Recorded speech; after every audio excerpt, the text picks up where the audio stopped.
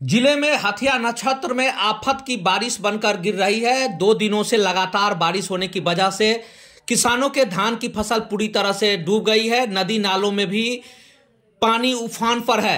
चारों तरफ पानी ही पानी दिख रहा है। किसानों के पके खेत में पानी प्रवेश कर जाने की वजह से धान कटनी भी प्रभावित हो रही है। वहीं जो धान अगहनी था उनमें इतना पानी पहुंच गया है कि वह गम्हरा की स्थिति में आने की वजह से खराब हो रही है।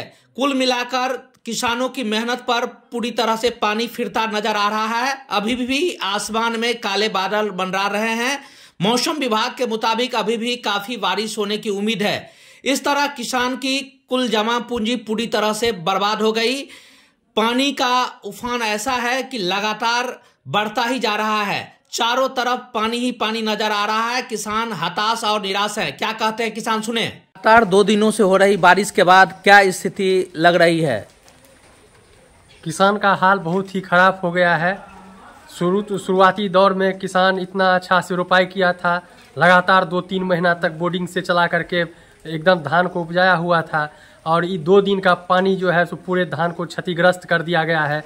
फसल पूरा डूब गया है। धान पक गया था, काटने की स्थिति में है। 2-4 दिन में किसान काटता।